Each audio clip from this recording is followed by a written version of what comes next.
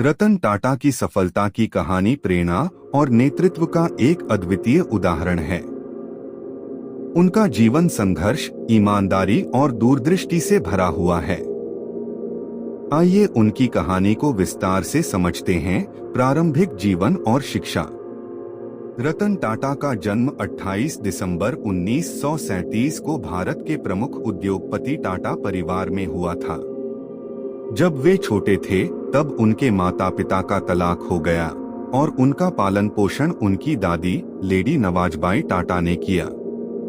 रतन टाटा ने मुंबई के Cathedral and John Connon School से शिक्षा प्राप्त की और बाद में अमेरिका चले गए। उन्होंने कॉर्नेल यूनिवर्सिटी से आर्किटेक्चर की पढ़ाई की और हार्वर्ड बिजनेस स्कूल से एडवांस्ड मैनेजमेंट प्रोग्राम पूरा किया। करियर की शुरुआत। रतन टाटा ने 1961 में टाटा समूह में शामिल होकर अपने करियर की शुरुआत की। शुरुआती दिनों में उन्होंने टाटा स्टील की जमशेदपुर फैक्ट्री में काम किया, जहां उन्होंने मजदूरों के साथ काम करके जमीन से जुड़े अनुभव हासिल किए। नेतृत्व और टाटा समूह का विस्तार। रतन टाटा 1991 में टाटा समूह के अध्यक्ष बने। उनके नेतृत्व में टाटा समूह ने कई नए क्षेत्रों में कदम रखा। उन्होंने Tata Motors, Tata steel, Tata consultancy services (TCS) और टाटा पावर जैसी कंपनियों को नई ऊंचाइयों तक पहुंचाया। उन्होंने टाटा इंडिका, भारत की पहली स्वदेशी कार, और टाटा नैनो, दुनिया की सबसे सस्ती कार, जैसी महत्वाकांक्षी परियोजनाओं का नेतृत्व किया। 2008 में रतन टाटा के नेतृत्व में टाटा मोटर्स ने ब्रिटिश ऑटोमोबाइल कंपनियों जगुआर और लैंड रोवर का अधिग्रहण किया, जो उनके दूरदृष्टि और वैश्विक महत्वाकांक्षाओं को दर्शाता है। चुनौतीपूर्ण निर्णय और मानवीय दृष्टिकोण।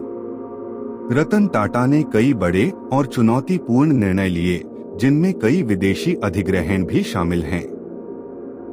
उन्होंने 2007 में टाटा स्टील के जरिए ब्रिटिश स्टील कंपनी कोरस का अधिग्रहण किया, जो उस समय भारतीय इतिहास का सबसे बड़ा अधिग्रहण था। हालांकि उनके लिए लाभ कमाना महत्वपूर्ण था, रतन टाटा हमेशा समाज और कर्मचारियों के कल्याण को प्राथमिकता देते थे। उन्होंने परोपकार और समाज सेवा में भी बड़ा योगदान दिया, जिसमें स्वास्थ्य, शिक्षा और ग्रामीण विकास जैसे क्षेत्रों में काम शामिल है। रिटायरमेंट और परोपकार। 2012 में रतन टाटा ने टाटा समूह के अध्यक्ष पद से सेवानिवृत्ति ले ली, लेकिन वे अब भी समूह के मानद अध्यक्ष बने हुए हैं। रिटायरमेंट के बाद उन्होंने अपने परोपकारी कार्यों पर अधिक ध्यान केंद्रित किया है। वे शिक्षा, चिकित्सा और समाज सेवा के कार्यों में सक्रिय रूप से जुड़े रहते हैं। सम्मान और विरासत। रतन टाटा को उनकी उपलब्धियों के लिए भारत सरकार ने 2000 में पद्म भूषण और 2008 में पद्म विभूषण से सम्मानित किया। उनका नाम न केवल भारत बल्कि विश्व भर में एक नैतिक और दूरदर्शी उद्योगपति के रूप में लिया जाता है। रतन टाटा की सफलता की कहानी हमें यह सिखाती है कि सही दृष्टिकोण, ईमानदारी और समाज के प्रति जिम्मेदारी के साथ किसी भी चुनौती का सामना किया जा सकता है।